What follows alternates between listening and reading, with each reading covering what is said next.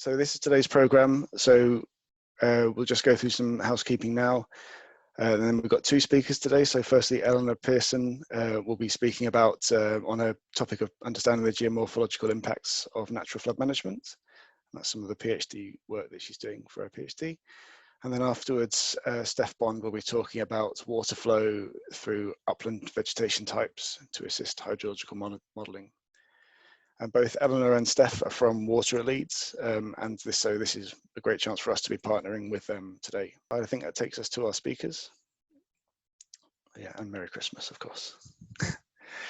So we'll move firstly to our first speaker. My name's Eleanor Pearson, and I'm currently, or just about finishing, my studies at the University of Leeds, and today I'm going to be talking about my PhD, which was titled Modelling the Interactions Between Geomorphological Processes and Natural Flood Management. I know this is hydrology, there are some watery based results in here too, so don't worry too much. So my research is primarily focused on the impact of runoff attenuation features. It's a type of natural flood management that aims to temporarily store water and thus reduce and attenuate flood flows. Runoff attenuation feature, or RAF, can also be an umbrella term for a range of measures created under the same principles but ranging in size.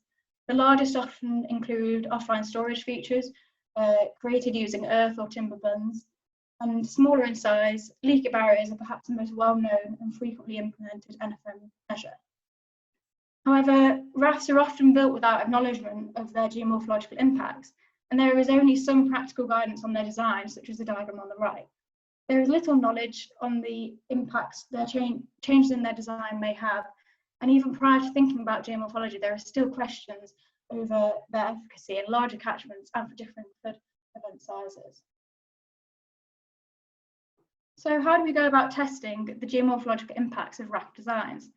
Numerical modelling provides a means of very quickly simulating many scenarios, including differences in design and differences occurring from different flood events. There are a number of methods of representing RAFs within numerical models, which include increasing the surface roughness to simulate the flow attenuation, altering the topography to represent a barrier to flow, and adding in hydraulic structures, among others. Which representation needed will depend on the problem being solved, the size of the area wanting to be modelled, and the processes that need to be represented. However, for me, when I started my PhD, I wanted to look at geomorphological impacts in particular. So I started off using CAESAR-Lisflood. It's a more of a dynamic model, which means it simulates both the hydrological and geomorphological changes. And I used this at catchment scale and implemented RAFs using the middle topographic alteration method to create a barrier to flow. So the catchment that I simulated was East Beck. It's a 41 kilometre square catchment in North Yorkshire, and the land use is primarily pasture, and there's a sediment trap at the catchment outlet which is known to fill regularly. I chose to simulate Boxing Day 2015. It was the largest event on record for that river, and it saw flooding in the towns near the catchment outlet. The extremity of the Boxing Day 2015 event will provide insight as to whether RAFs will or can work for such extreme events. And then to work out where I want to put my RAFs, I used the Environment Agency's Working with Natural Processes potential area maps and found 274 locations where I would be implementing the features. So the RAFs were implemented by increasing the height of the cells within the DEM, which was representing the catchment's topography within the model. And this was to simulate the creation of earth bunds. To start, a linear bund was implemented, as shown by the red cells in the diagram on the right, at the downstream extent of the potential area within the Working with Natural Processes map. And then I decided to change the designs a little bit. The first was to add sides, which meant that they were U-shaped, which is the yellow outline. And then I also extended the linear bunds by 8 meters to increase their size. And then the last, I also increased the U-shaped bunds. And then the last alteration I made was to add a second identical bund 20 meters upstream from the original bund. All cells were increased by the same height, so the bunds were 1 meter high, and they were all 1 cell wide, which meant that the bunds were 4 meters wide. So what about, how did these affect the hydrology? So even with 274 bunds implemented, regardless of the design, there was no downstream change in the water discharge at the catchment outlet. However, looking locally, the majority were storing water, with the extended U-shaped design storing the most water and the linear design storing the least. This was down to the fact that creating a U-shaped bund allows them to have an inherent level of storage without reliance on the local topography. However, the advantage of a U-shaped bund, as seen in the third example on the top row, was lost when it was placed within a channel or a deeper valley, as the size then provided no extra additional storage. Whereas the linear bunds needed to be within a channel to provide the storage. Otherwise, they just act more like ore on the edge of a concavity, like the middle example on the second row, or otherwise they'd act as flow deflectors, like the third example on the middle row, where they weren't storing any water, but they were lengthening the flow pathway. So what about timing and how and whether they were overtopped? So 23% of the bunds were overtopped, which meant the water was flowing over the top of the bunds down towards downstream. And thinking about how the topographic way of implementing the RAS worked, 23% of RAS saw maximum storage occur prior to the peak of the event. So geomorphologically, I worked out whether erosional deposition was occurring by subtracting the final DEM from the initial DEM to create net elevation change. And the examples on the right show that deposition in green and erosion in red. So we can see that both erosion and deposition was occurring both up and downstream of the bunds, and the impact varied depending on the individual bund location and the bund design. A common finding when the bunds were linear in design were pathways of erosion to one side, which was related to how they were functioning hydrologically, as apparent in the first row examples, where the grey shaded area shows the water extent at the peak of the flood. Many weren't holding the water, and they were acting more, as I mentioned previously, like flow deflectors, lengthening the path of the water was taking, but not creating a backwater effect of water storage. This was causing a preferential flow pathway, and thus more likely an erosion as well. However, some were storing a bit more water, as you can see in the middle example, and this was relating to more deposition. The middle, for the U-shaped bunds, you can see that the variation in geomorphological change differs quite drastically, even in quite short amounts of space.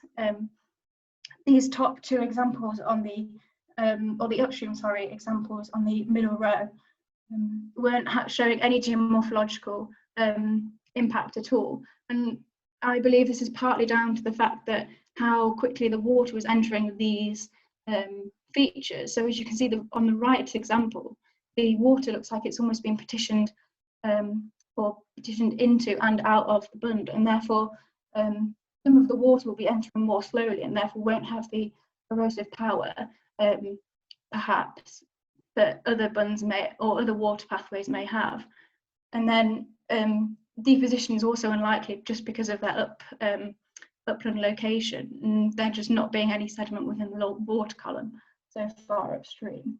But even with the bunds slightly downstream, it just shows the variation in geomorphological impact within such small spatial scales. And we need to be really wary of when we're implementing bunds or other NFM features that this may be a possibility, and that it will be very location dependent. And finally, geomorphologically, I just want to highlight on the bottom row that a lot of the features did actually suffer from erosion themselves. So the linear design on the right, you could see it was eroding the bund in a similar fashion to when the erosion pathway existed. And also on the example on the left with the U-shaped bunds, it was eroding both the sides and the front of the bunds. So what are the implications to this? With hindsight, a downstream effect was very unlikely. The event was very extreme, and the potential storage to compare to the size of the catchment was just too small. I calculated it for my simulations to be 683 meters cubed. And if you look at other modelling results where they have seen an effect, their ratios are just much bigger than that.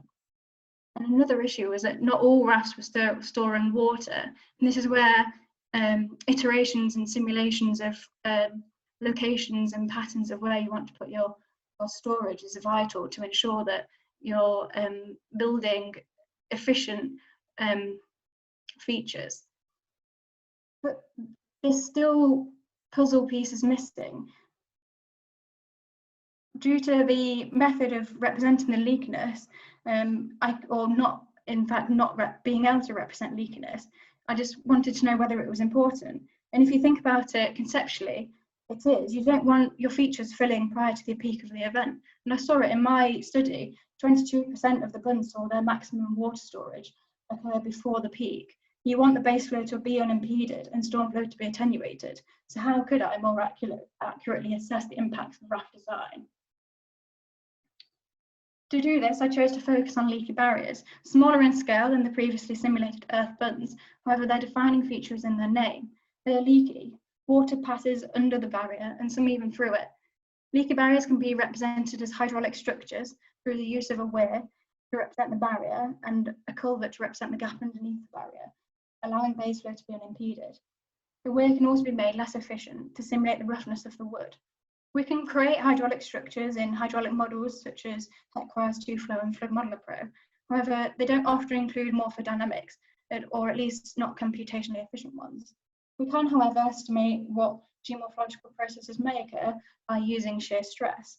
Shear stress was calculated based on grids of maximum depth and velocity across the catchment of water, and then shear stress was classified into estimated erosion and deposition using a value for critical shear stress, which was thought to provide a means of approximating when sediment transport would begin. So what about design?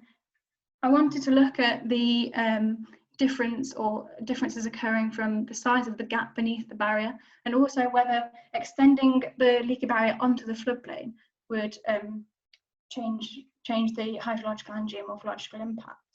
So to do this, I created a reach scale model in HEC-RAS 2D, which you can see on the right, with a DEM resolution of 50 centimeters, so much more high resolution than the previous model. I implemented a leaky barrier, creating a gap underneath. I increased in height from no gap to 5 centimeters to 30 centimeters, in line with leaky barriers implemented across Yorkshire. The second design consideration was to extend the leaky barrier onto the floodplain, which required a 50 centimeter increase in height and a 12-meter increase in length. And then discharge entering the top of the reach was created using REFH and had return periods between 2 and 1,000 years. And just for some context, the Boxing Day 2015 event was estimated to have roughly a 120-year return period. Hydrologically, at the downstream boundary, which was approximately 300 metres downstream of the leaky barrier, there was no change in discharge. However, closer to the leaky barrier, discharge was reduced. The greatest reductions were seen closest to the barrier, and reductions decreased with distance downstream. The extended barrier in blue saw the largest decreases in peak discharge, and then the no gap in orange, the 5 centimetre gap in green, and finally the 30 centimetre gap barrier saw the lowest peak discharge reductions. Despite some scenarios showing very little peak reduction, even at a point 10 metres downstream, all barriers resulted in greater volume of water being held upstream compared to if no barrier was implemented. Although again, the 30 centimetre gap design was consistently the lowest, and a large step up in volume was seen for the extended barrier between 2 and 5 years, between the 2 and 5 year events. Expectedly, increasing the gap beneath the barrier decreased the amount of time the barrier is being overtopped, with no gap and the 5 centimetre gap designs being overtopped the majority of the time. The 30 centimetre gap saw overtopping increase with return period. However, the extended barrier saw no overtopping until the most extreme 1,000-year event, despite also having a 30 centimetre gap underneath the barrier. So, spatially, the extended barrier resulted in the largest inundation extent for all but the 2-year return period. with a 30 centimetre gap barrier resulting in the smallest inundation extents. There was little difference in the no gap and 5 centimetre gap scenarios. And apparent in the spatial water extents was a pathway of re-entry into the channel, which I've highlighted in that circle, just before the downstream boundary, which is probably why there wasn't a reduction in peak discharge after this point. And what about geomorphologically? Shear stress increased with increasing size of the gap beneath the leaky barrier, both in terms of magnitude and spatial extent, which may have ramifications for long-term management of potential bed scour. More widely, there was little difference between the no gap and the 5 centimetre gap barrier designs. Of particular interest were areas of erosional shear stresses observed near the banks immediately downstream of the barrier. This may cause the leaky barrier to fail over time. When increasing the gap to 30 centimetres within the channel, an increase in the extent of erosional shear stresses and decrease in depositional shear stresses was observed. However, magnitude of shear stress decreased on the floodplain. And then extending the leaky barrier resulted in a greater extent of erosional shear stresses on the floodplain and more extensive depositional shear stresses upstream compared to the original barrier design on the left. There was also little change in the shear stress with increasing return period, with the channel downstream of the leaky barrier due to the floodwater being directed onto the floodplain as opposed to being retained within the channel. And despite the additional height of the extended leaky barrier and subsequent increase in water volume held upstream, the shear stress experienced immediately upstream was lower than the original barrier, which may be beneficial in terms of reducing the possibility of structure failure. And although detailed analysis of a single barrier is useful for design considerations, by taking the additional water storage stored upstream of the different RAFS designs, we can calculate estimates for the number of barriers which will be required to decrease flood risk by any given return period. The estimates in the table suggest that protection against the most severe events may not even be physically possible, with guidance suggesting barriers should be between 5 and 7 times the channel width apart. At least 4.3 kilometres of barrier of channel will be needed just to account for the 1,000-year event, and that's for the no gap design. If we take the 30 centimetre gap design, which is probably the most likely published guidance, 7.15 kilometres of channel length would be required, and there's only 5.5 kilometres of channel upstream of where the model ends, and that's without thinking about unfeasibility of locations such as meanders or nick points. And then additionally, not all leaky barriers will perform at 100% efficiency, which would also increase the number needed to reduce flood risk. And what if we look into the future? Increasing the we will need to increase the number of barriers to account for climate resilience. Using the Environment Agency's climate impacts tool, we can suggest that the current day 100-year event may be the future 30-year event. And again, this increases the number of barriers by up to 123. And what about cost? We think of NFM as a low-cost solution, and it is compared to traditional flood defences. Although at £150 per barrier as a rough estimate, just to account for climate resilience would cost over £18,000. However, it shouldn't be all doom and gloom. RAFS have been shown to work. They've been shown to work at Belford, for example, where 45 RAFS were built for a small community at risk from small, frequent flood events. And it would be good to build up more case studies like these to show that they do work. They should be designed to extend onto any floodplain available, as not only will this provide hydrological benefits, but may also increase floodplain flow heterogeneity with possible benefits for geomorphology and ecology. Design suggestions should also be less prescriptive, particularly about the gap underneath the barrier, as it will depend on the flood problem trying to be if the flood magnitude is lower. And as I highlighted in the previous slide, a lot of leaky barriers will be needed to reduce flood risk, but we still know relatively little about their risk of failure, particularly within networks of RAFS, and this also needs to be rectified. In larger catchments, we should be more open to combining NFM with traditional defence works, such as that implemented at Pickering. And finally, I've learned a lot about implementing NFM over the last 4 years, and which model type to use will probably depend on the problem which needs to be solved.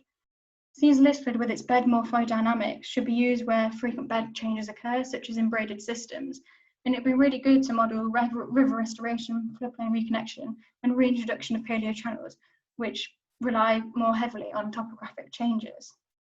And then, given its origin as a landscape evolution model, it would also be useful for to assess long-term management needs, such as sedimentation, if you can bear reducing your temporal time step. HEC-RAS or other hydraulic models, more generally, should be used to evaluate detailed-based problems, which require a high spatial and temporal solution. They can provide estimates for geomorphological processes, a snapshot in time, and also do well at representing the leaky barriers, as I've shown, or other NFM measures that require inflow and outflow infrastructure. Finally, I'd like to thank the British Hydrological Society for this opportunity, and thank you all for listening. And you can contact me on my email address just there.